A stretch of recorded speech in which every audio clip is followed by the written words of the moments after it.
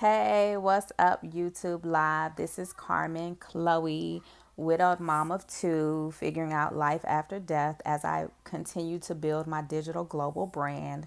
For those of you who have been watching my videos for the past few days, I shared a little bit of my story about me suddenly losing my husband December 16th, 2018, and some of the coming days after that, just some of the different things that I went through.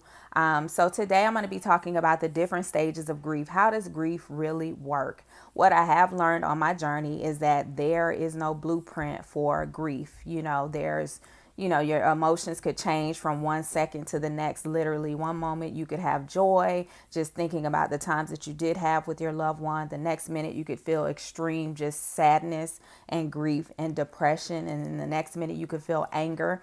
And I've just learned to embrace the different stages, however they come, without feeling any type of way.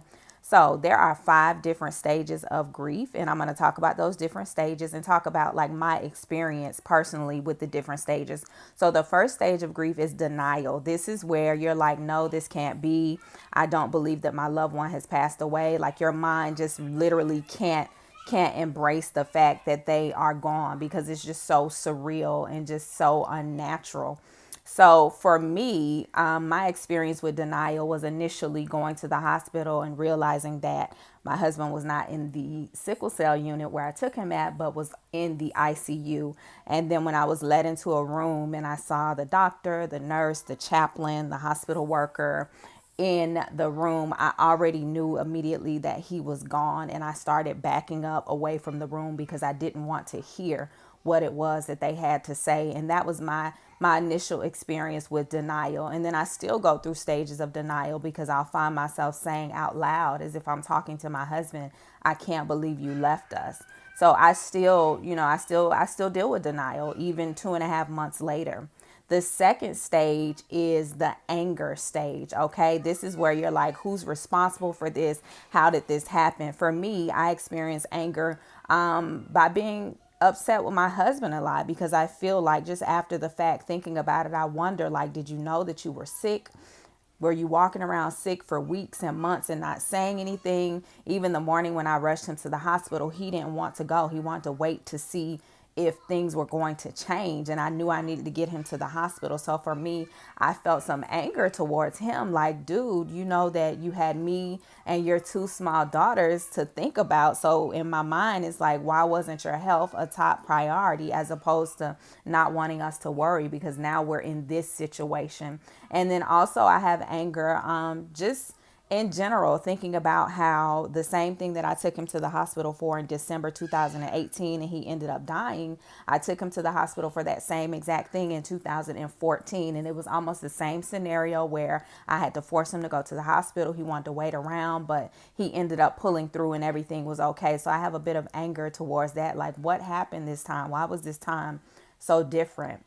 The third phase of grief is bargaining. This is where you're like, I do anything to have this person back. And my experience with bargaining with God was, God, even if he were here and he was married to somebody else, I would prefer that because at least he could be with my daughters and they could grow up and have him in their life and they wouldn't have to grow up and be fatherless daughters, although I know they have their heavenly father, which is God. And you see, I'm going through the sadness phase right now, just all of a sudden, just thinking about my babies because my heart breaks for my babies above anybody else. Like, my heart breaks for my babies. They're 7 and they're 4, and they shouldn't have to grow up without their father because there's so many children that they don't have their father in their life because their father didn't want to be there or their father just ran away. But my husband was a good man and he loved my daughters like so much.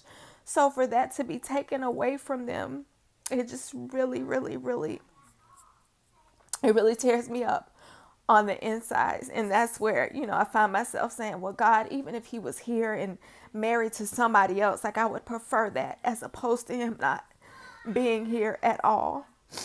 And the fourth stage of grief is depression. Okay. And this is where you kind of feel like I can't go on. I don't know what I'm going to do. And for me, it was feelings of overwhelm when I have to make a life decision that I normally would make with my husband or he would normally make for me. I feel deep feelings of overwhelm and depression, and I get sad. And then also I get depressed sometimes just thinking about how my covering is gone.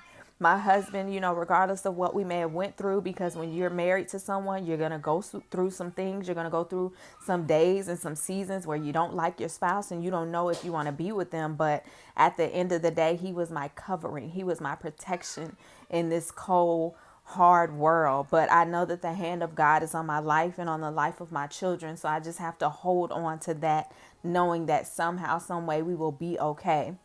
And then the last stage of grief is acceptance, where you just realize that there was nothing that you could have done, and that the person that you love so much is not here in the physical form, and they never will be here in the physical. But you just kind of hold on to the fact that their spirit is still here, because the spirit can't be destroyed. So for me, acceptance comes with me working on making peace with the fact that, I prayed and I interceded on my husband's behalf, because I did have different premonitions about, him passing away, and I tried to pray against it. I tried to intercede against it, but I just have to find solace in believing that it was God preparing me so that the blow wouldn't hit me as hard. And I just had to get over the guilt of feeling like I could have did more, because no matter what I did do or didn't do, I'm not that powerful to stop the hand of God or to stop what God allows. So those are the 5 stages of grief. We all go through them differently. I don't think we go through every single stage. Some people don't, some people do. So if you're going through grief, especially if you lost a spouse, like, don't beat yourself up. No matter what phase you're on, don't beat yourself up if you feel like you're not going through a certain stage. Don't beat yourself up if you're fine and then one minute you break down crying. Like, I got on here to do this video and I had no intentions of getting emotional, but again, there's no blueprint for grief. It just is what it is. But if you are a mom, a wife, or a widow, and you want to learn how to tell your story using video marketing, I want you to click the link in the bottom of the video. There's a free social media class that you can take advantage of that will teach you how to tell your story using video. And I'll see you all on the next video. Don't forget to like this video, comment below, and also subscribe to my channel. Thanks for tuning in. Peace.